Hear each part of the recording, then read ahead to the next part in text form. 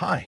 In today's tutorial, we'll learn how to interface ToolShop with design software and MRP systems. Last time, you'll remember that we opened a bunch of kitchen cabinet files manually from a folder. But what if you're cutting parts that come from specialized software? For instance, kitchen design software. Or perhaps you have an MRP system, and it creates a list of predefined parts you need for a job. Upstream software often produces a data file. This file lists all of the part drawings, and it lists the quantity for each part. It will usually specify the material type. It will also specify the thickness. It may also include extra information. For example, the customer name, or the order number, or which cabinet or project the part belongs to. Basically, there can be an unlimited amount of metadata for each part. Here we have a simple spreadsheet file. Let's look at an Excel first, so you get the idea. You can see that the spreadsheet has fields for part name, file name, rotation angle, quantity, material, and thickness.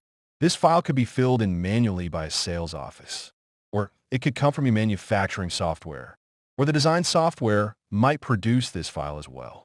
Now, let's see what happens when we open this file in ToolShop. First, we go to the normal File Open function. Next, we go to the File filter box, and we select the List File option. You'll notice there are several formats available to import.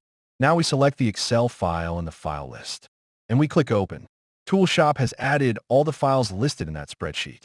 In this case, the DXF files are in the same folder as the list file, so ToolShop can locate them easily. However, if the files are on different network locations, that's fine too.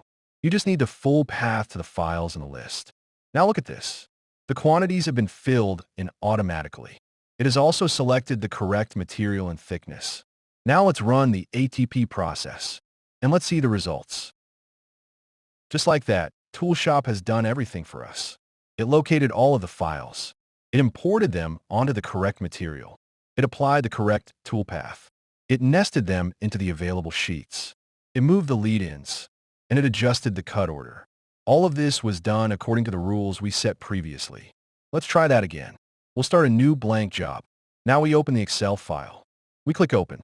Next, we click OK, and we're done. Other software can produce different formats of list files. So let's try a bigger job this time.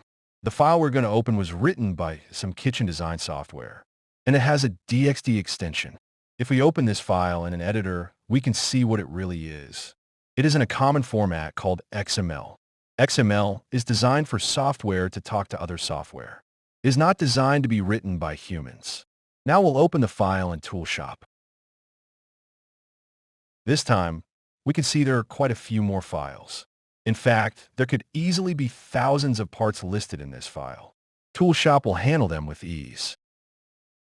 I'll let ToolShop do its magic.